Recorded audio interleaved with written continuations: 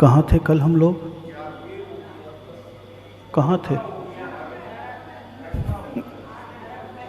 बिल्कुल सही बोला, नरक में। कहाँ थे? नरक में। क्योंकि जहाँ दुख ही दुख है वो क्या है? आपके घर में अगर दुख है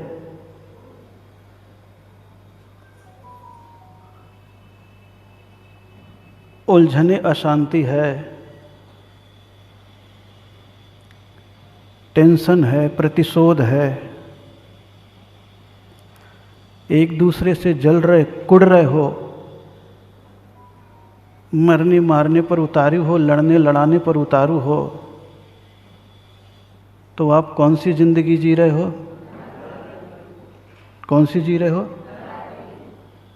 नर तो थे लेकिन ऐसा कर लिया कि कर जुड़ गया। नरक में कुछ थोड़ी ना, नर और क।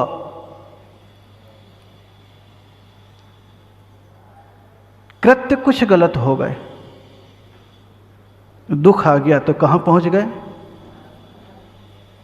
नरक में। तन तो आपका कटता हुआ नहीं दिख रहा है, लेकिन रोज आपका मन कटा कटा सा है, बुझा बुझा सा है, फटा फटा सा है, अनमना सा है, परेशान सा है। महाराज क्या करें?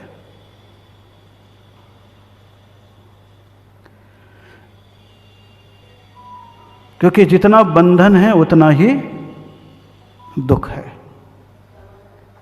इसीलिए दुख से बचने का उपाय ही पहले बता रहे हैं। आदमी कितना भी अधर्मात्मा हो फिर भी क्या चाहेगा? सुख। पहला सुख ही तन का चाहेगा, मन का चाहेगा।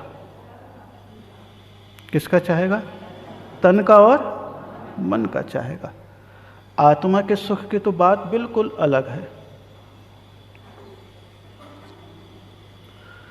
और दूसरे को सुख देने के लिए सम्यक दृष्टि और मिथ्या दृष्टि नहीं देखा जा रहा। किसको सुख देने के लिए? दूसरे को सुख देना चाहते हो तो मिथ्या दृष्टि और सम्यक दृष्टि मत देखो। विलासिता का सुख मत दो, जीवन का केवल सुख दो। कौन सा सुख दो? विलासिता का सुख मत दो, जीवन का सुख दो। क्योंकि आजकल परिभाषाएं बदल दी है। दान के प्रकार जब बताते हैं तो यही कह देते हैं सम्यक दृष्टि को जो तुमने दिया वही तुम्हारा दान है, बाकी सब पाप है। अब बोलो सम्यक दृष्टि कितने हैं? तो यानी जैनी जैनी को दे तो ही कल्याण करेगा बस। क्या इतना ही छोटी सी परिभाषा है? इतना संकुचित जैन धर्म है, इतना संकुचित कर लिया है।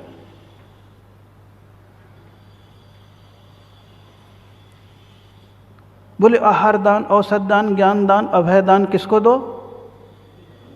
खाली सम्यक दृष्टि को दो। मिथ्या दृष्टि को दोगे तो कहां चले जाओगे? हे भगवान, फिर तो इतना बड़ा स्कूल खुला रखा, सब नरक जाओगे। हॉस्पिटल में सारे अन्न ही आते हैं, सब नरक जाएंगे। धारणा कितनी खराब हो चुकी है। प्रश्न उठता है लोगों के कि तो टूटे फूटे लोग हैं, वो सारे मिथ्या दृष्टि हैं। अतीत में पाप किया था, टांग तोड़ी होगी इसलिए टांग टूटा है, और उसको ठीक करके आप चलना दे रहे हो। इसका मतलब आप क्या कर रहे हो? देखो, आप स्कूल में पढ़ा रहे हो 1000 बच्चों को, क्या कर रहे हो आप? मिथ्यात्व का ज्ञान बढ़ा रहे हो। इसका मतलब जैनी जैनी को दे नहीं। इसीलिए कहा सुख दो, विलासिता के नहीं, जीवन का।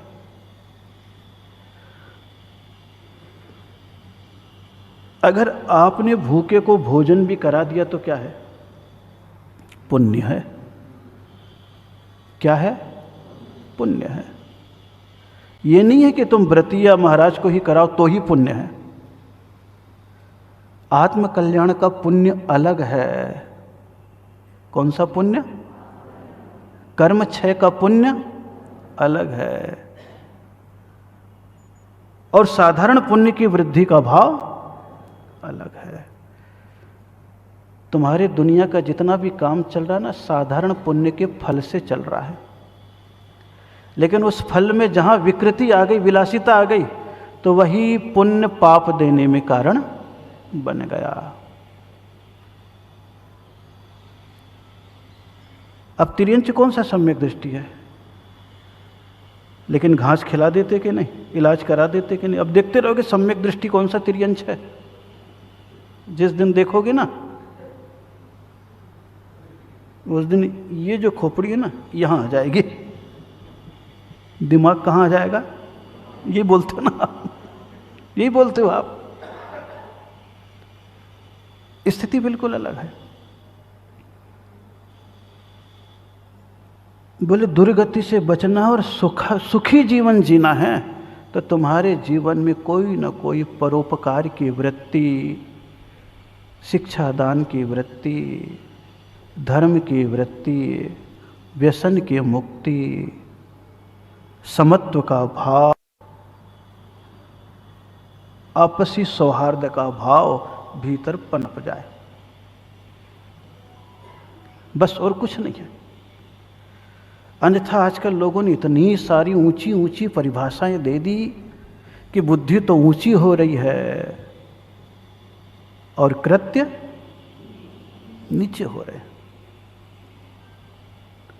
इसीलिए करुणा के वशीभूत होकर, जैसे करुणा के वशीभूत होकर के सभी को ज्ञान दान कर रहा हूं, चाहे मिथ्या दृष्टि हो या सम्यक दृष्टि हो, उसी प्रकार करुणा के वशीभूत होकर के औसत दान भी हो जाता है।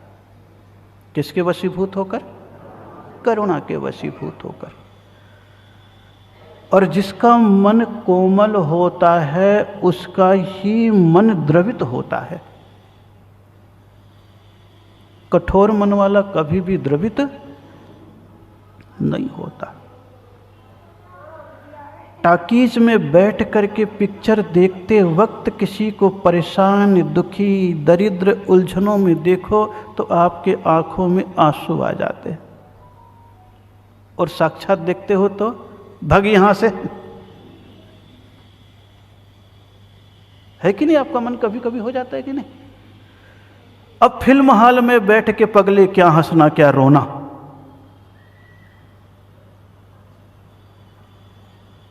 उसमें बैठ करके तुम्हारे आंसू हो, हंसी हो, उसका कोई मतलब नहीं है। वो तो पर्दे का जीवन है। किसका जीवन है?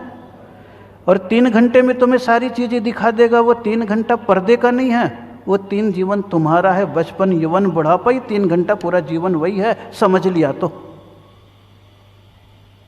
जिस दिन समझ लिया हकीकत में, तो कई चीजें आपको उसमें मिल जाएगी। तो दुखों से मुक्ति के लिए वो सेवा का भाव, जो विकलांग जो होते हैं उनका दुख अलग होता है। विकलांग को सहानुभूति की जरूरत नहीं है, सहयोग की जरूरत पड़ती है। ये ध्यान रखना। सांत्वना देने का मतलब क्या होता है? अरे बड़े बड़ा दुखी है, परेशान है, देखो टांग टूटा कैसा जीवन जी रहा है। इतना कहने में क्या बिगड़ रहा? इतना कहने में क्या बिगड़ रहा है? इतना कहने में क्या बिगड़ता उसका? कुछ नहीं। आपका कुछ नहीं बिगड़ता, लेकिन उसका क्या भला होता है? कोई भला होता है क्या? लेकिन कहीं उसे साथ और सहयोग मिल जाता है किसी का, फिर उसकी खुशी और उसकी उचकन को आप देखो।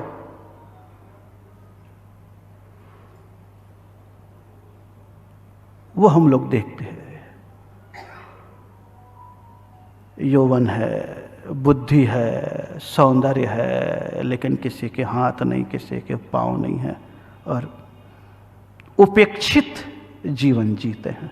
कौन सा जीवन जीते हैं? उपेक्षित जीवन जीते हैं। और उन उपेक्षित को कभी जब अपनत्व मिल जाता है, आप देखो अरे दुनिया के तो छोड़ो, आपके घर में ही कोई विकलांग पैदा हो जाता है तो आप अपने साथ किसी शादी विवाह बारात या सार्वजनिक स्थल पे अपने साथ ले जाना नहीं चाहते हो। आपको भी शर्म लगती है।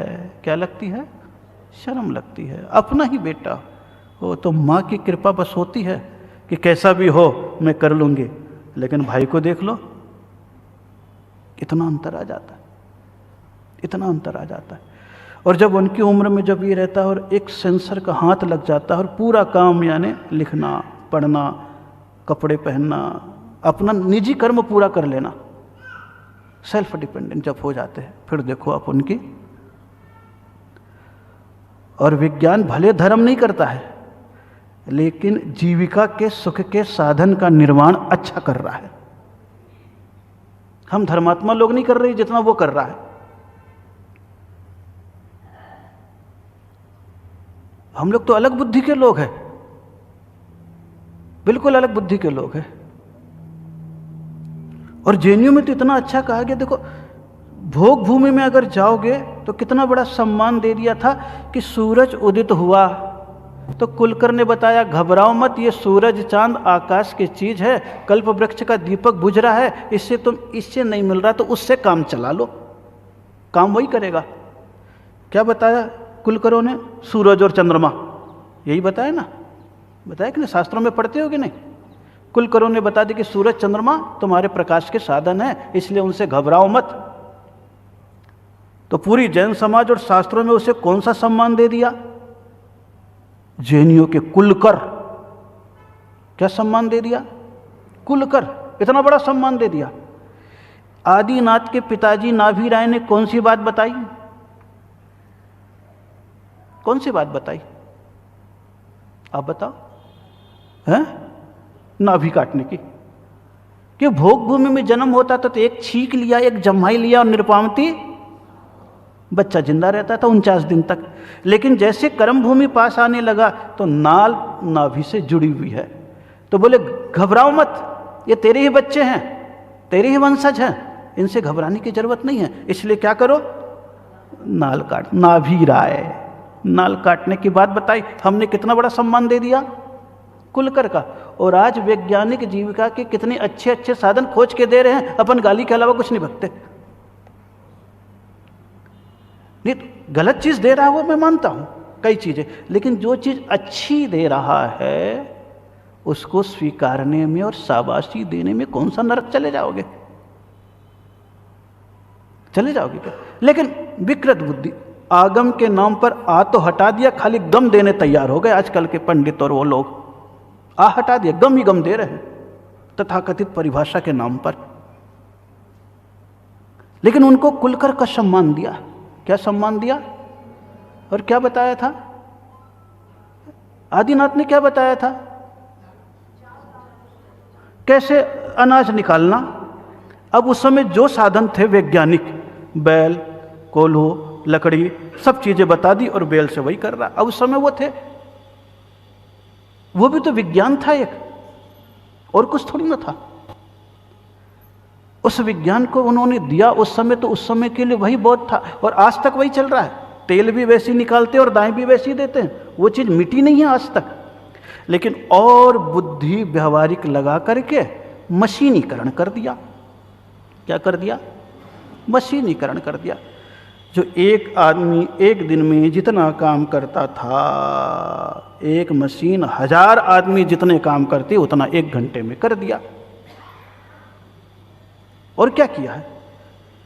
तरक्की के युग में कल युग आ गया। कौन सा युग आ गया? कल युग, यानी मशीनी युग। लेकिन हाँ, मशीन जब हिंसात्मक रास्ते पर गया तो जो इंसान एक दिन में 10 जानवर को 20 जानवर को मार पाता था, वो विज्ञान ने एक दिन में 2000 3000 पशु भी कटा कर दिया। बोले ये जो चीज आ गई, बोले उससे बच जाओ तुम, उस क्रिया का समर्थन मत करो, उसमें सम्मिलित मत हो। आयुर्वेद का अलग रूप था और होम एलोपैथ का। अगर थोड़ा सा सोचोगे तो ये सारी चीज़ों को देखोगे तो विज्ञान भी कई चीज़ें बहुत अच्छी दिया है। विज्ञान का मतलब ये है विशेष ज्ञान। कौन सा ज्ञान? जो बात हमारी बुद्धि में नहीं आई उसकी बुद्धि में आएगी तो उसने चीज दे दी। गाड़ी शब्द आज भी चल रहा है, बैल हट गया रेल आ गया, और क्या हुआ? बैलगाड़ी वही है और रेलगाड़ी भी वही है, हट गया बस। कि जानवर पर जो अत्याचार हो रहा था, बोले अब किस पे दे दो? मशीन पे दे दो। किस पे दे दो? बस इतना से तो काम किया, और किया क्या है? आप घोड़े पे दौड़ते थे, उसने होंडा बना दिया। भैया बिना चारे का घोड़ा है, तेल डालो और दौड़ा लो तुम 60 किलोमीटर, और वो घोड़ा भी 30 किलोमीटर दौड़ रहा था। चीज तो दी है ना। उपयोग और पाप अब अपने ऊपर है, कितना कम और कितना ज्यादा। तो उसके लिए फिर पूरी मर्यादा श्रावक की बता दी है। जिससे दूसरे को दुख बढ़ जाए उस चीज को घटाने का काम करो। ये अहिंसात्मक विवेक है। कौन सा विवेक है? अहिंसात्मक विवेक। और अहिंसात्मक विवेक अगर विज्ञान से भी जागृत हो रहा है, किससे जागृत हो रहा है? विज्ञान से भी जागृत हो रहा, तो उसे स्वीकारने में कोई दिक्कत होनी नहीं चाहिए, नहीं चाहिए। हम लोग अब उल्टे चलते। अब विज्ञान के जो बात आ जाती तो कहते हमारे शास्त्र में तो पहले से बताया। अरे भैया जब पहले से बताया तो आज तक तुमने रिसर्च करके क्यों नहीं बताया? तुम्हारी बुद्धि नहीं थी ना। लेकिन उसकी बुद्धि पनप गई, उसने वो चीज़ को बताया, हमने आगम से मिला दिया कि देखो वो बताया है। वो तो आज बता रहा है, इतने जीव होते हैं, लेकिन महावीर स्वामी ने तो पहले ही बस आज बता रहा है सूरज चंद्रमा इतने दूर है, अपने यहाँ बता दिए इतने योजन। अब किलोमीटर मील देखो तो वही चीज मिल जाए। केवल जिनेंद्र प्रकार की, जिनेंद्र प्रभु के प्रति आस्था नहीं है, इसलिए उसको थोड़ा सा दूरी रखती है, अन्यथा ज्ञान वो भी है। गौतम स्वामी को कितना ज्ञान था, लेकिन जब तक दूसरे तरफ थे तो उनका सारा ज्ञान मिथ्या ज्ञान माना जाता था। और 1 मिनट में मान स्तंभ को देखा, जैनम जयतु शासनम यतो धर्मस्ततो जयः, जैन धर्म की जय हो, और इधर आ गए तो सारा ज्ञान उनका सम्यक ज्ञान हो गया।